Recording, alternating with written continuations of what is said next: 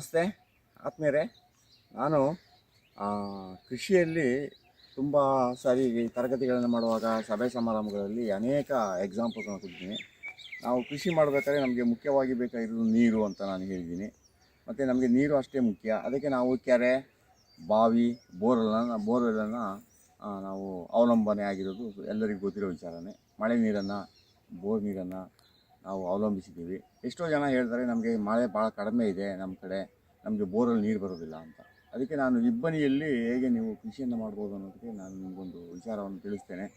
ಅನೇಕ ಮರ ಗಿಡಗಳನ್ನು, ಕಾಡುಗಳನ್ನು ನಾವು ಇಬ್ಬನಿಯಿಂದನೇ ನಾವು ಬೆಳೆದು ಸಮೃದ್ಧವಾದ ತೋಟವನ್ನು ಕಟ್ಕೋಬೋದು. ನೋಡಿ, ಉದಾಹರಣೆಗೆ ನಾನು ಹೇಳ್ತೀನಿ, 1 ಮೀಟರ್ ಅಗಲದಲ್ಲಿ, ಈಗ ಉದಾಹರಣೆಗೆ ನಿಮ್ಮದು ಈಗ ಒಂದು ಕಾರು ಅಥವಾ ಒಂದು ವೆಹಿಕಲನ್ನು ನೀವು ನಿಲ್ಲಿಸಿದ್ದೀರಿ, ಎಲ್ಲರೂ ನಿಂತಿದ್ದು ಇಟ್ಕೊಳ್ಳಿ. ಇದೀಗ 1 ಮೀಟರ್ ಅಗಲದಲ್ಲಿ ನಿಮಗೆ ಒಂದು ರಾತ್ರಿಯಲ್ಲಿ ಸುಮಾರು 12 ಲೀಟರ್ ನೀರಷ್ಟು ಬಿದ್ದಿರ್ತದೆ.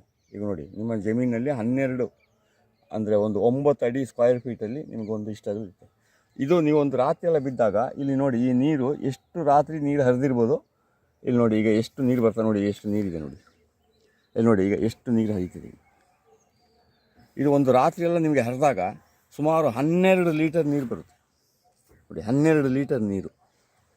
ಆ 12 ಲೀಟರ್ ನೀರು ನಿಮ್ಮ ಭೂಮಿಗೆ ಪ್ರತಿ ಊರಿನಲ್ಲೂ, ಪ್ರತಿ ಗ್ರಾಮದಲ್ಲೂ, ಪ್ರತಿ ನೆಲದ ಮೇಲೂ ನಿಮಗೆ ಆ ಇಬ್ಬನಿ ಅನ್ನೋದು ಬೀಳುತ್ತೆ. ಆ ಇಬ್ಬನಿ ನೀರು ನಿಮಗೆ ಭೂಮಿಯಲ್ಲಿ ಇಳ್ಕೊಳ್ಬೇಕಂದ್ರೆ ನೀವು ನಡುವಂಥ ಗಿಡದ ಸುತ್ತ ನೀವು ಮಲ್ಚಿಂಗ್ ಮಾಡ್ಕೊಂಡಿರ್ಬೇಕು. ಮಲ್ಚಿಂಗ್ ಅಂದರೆ ಒಣ ಹುಲ್ಲು, ಈ ಥರ ಒಣ ಹುಲ್ಲು ಅಥವಾ ಒಣ ಎಲೆ ಅಥವಾ ನಿಮ್ಮ ಜೆಳ್ಳು, ಭತ್ತ, ನಿಮ್ಮ ಕೃಷಿಯಲ್ಲಿ ಮಾಡಿದಂಥ ಸಾವಯವ ಉಳಿದಿರುವಂಥ ಅಂಗಾಂಗಗಳನ್ನ ಗಿಡದಲ್ಲೇ, ಭೂಮಿಯಲ್ಲೇ ಮಲ್ಚಿಂಗ್ ಮಾಡೋದ್ರಿಂದ ರಾತ್ರಿಯೆಲ್ಲ ಬಿದ್ದ ಇಬ್ಬನಿ ನೀರು ಭೂಮಿಯನ್ನು ಹಿಡ್ಕೊಳ್ತದೆ. ಅಲ್ಲಿ ನೀವು ನೀರನ್ನು ಕಡಿಮೆ ಬಳಸುವಂಥ ಬ್ಯಾಲ, ನೇರಳೆ, ಸಪೋಟ, ಇವನ್ ತೆಂಗುನು ಸಮೇತ ನಾವು ಈ ಇಬ್ಬನಿ ನೀರಿನಲ್ಲೇ ಬೆಳೆಸ್ಬೋದು.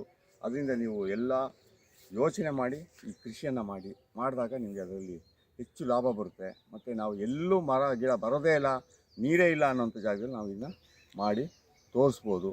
ನೀವೆಲ್ಲರೂ ಇದನ್ನು ಪ್ರಯತ್ನ ಪಡಿ. ಇನ್ನೂ ಹೆಚ್ಚಿನ ಮಾಹಿತಿ ಬೇಕಾದರೆ ನಾನು ನಿಮಗೆ ಫೋನ್ ಮೂಲಕ ಬೇಕಾದ್ರೆ ಸಂಪರ್ಕ ಮಾಡಿ ನಾನು ನಿಮಗೆ ತಿಳಿಸ್ತೀನಿ.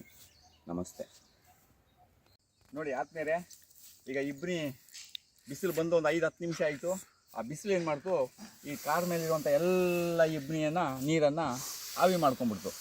ಆವಿ ಮಾಡ್ಕೊಂಡು ಇಲ್ಲಿ ಬರೀ ಖಾಲಿ ಜಾಗ ಉಳೀತು. ಅದೇ ರೀತಿ ಇದ್ರ ಮೇಲೂ ಈಗ ಖಾಲಿ ಜಾಗ ಉಳಿದಿದೆ. ಹಾಗೆ ನಿಮ್ಮ ಭೂಮಿಯಲ್ಲಿ ಕಸ, ಕಡ್ಡಿ, ಕಳೆ, ಡ್ರೈ ಮಲ್ಚಿಂಗು ಇದ್ದಾಗ ಆ ನೀರನ್ನೆಲ್ಲ ಭೂಮಿ ಎಳೆದಿಟ್ಕೊಂಡು ಆವಿ ಆಗದಂಗೆ ಕಾಪಾಡ್ತದೆ. ನಿಮ್ಮ ಭೂಮಿಯನ್ನು ಉತ್ತು ಬಿತ್ತು ಕ್ಲೀನ್ ಮಾಡಿ ಕಳೆ ಇಲ್ಲದಂಗೆ ಇದ್ದಾಗ ನೀವು ಎಷ್ಟೇ ಆವಿ ಇಬ್ಬನಿ ಬಿಡಲಿ, ನೀರು ಬಿಡಲಿ, ಆ ನೀರೆಲ್ಲ ಆವಿ ಆಗ್ತದೆ. ಅದಕ್ಕೆ ನಾನು ನಿಮಗೆ ಎಕ್ಸಾಂಪಲ್ಗೆ ಈ ಕಾರನ್ನು ನಾನು ತೋರಿಸ್ತಾ ಇದ್ದೀನಿ. ಇದೇ ರೀತಿ ನೀವು 2 ವೀಲ್ ಬೈಕಲ್ಲೂ ಸೀಟ್ ಮೇಲೂ ನೋಡ್ಬೋದು. ಅದಕ್ಕೆ ನಿಮ್ಮ ಜಮೀನಲ್ಲಿ ಮೊದಲೆಲ್ಲ ಈ ಪ್ಲಾಸ್ಟಿಕ್ಕನ್ನು ಇಟ್ಕೊಂಡು ಇಬ್ಬನಿಯನ್ನು ಸಂಗ್ರಹಿಸ್ತಾ ಇದ್ರು. ಈಗ ಆ ಪ್ಲಾಸ್ಟಿಕ್ಕನ್ನು ಹಾಕಿ ಕಂಪ್ನಿಯವರು ಉದ್ಧಾರ ಮಾಡೋಕ್ಕೆ ಬೆಳೆ ಬೆಳೀತಾ ಇದ್ದಾರೆ. ಅದು ತಪ್ಪು. ಈ ರೀತಿ ನೀವು ಭೂಮಿಯಲ್ಲಿ ಮಲ್ಚಿಂಗ್ ಇದ್ಬಿಟ್ರೆ ಅದೇನಾಗ್ತದೆ, ನಿಮಗೆ ತೇವಾಂಶ ನೋಡಿ, ಇಲ್ಲಿ ತೇವಾಂಶ ಇರ್ತದೆ. ಅದೇ ನಿಮಗೆ ಮಲ್ಚಿಂಗ್ ಇಲ್ಲದೆ ಇದ್ದಾಗ ನೋಡಿ, ಇಲ್ಲಿ ತೇವಾಂಶ ಇದೆ. ಈಗ ಇದು ಕುಡ್ಕೊಂಡಿದೆ. ಈಗ ಇದಕ್ಕೆ ಇಲ್ಲಿ ಸುತ್ತ ಯಾವುದೋ ತೆಂಗಿನ ಗಿಡ ಇರಲಿ, ಬಾಳೆ ಗಿಡ ಇರಲಿ, ಯಾವುದೇ ಇರಲಿ, ಅದಕ್ಕೆ ಆ ನೀರು ಸಾಕು.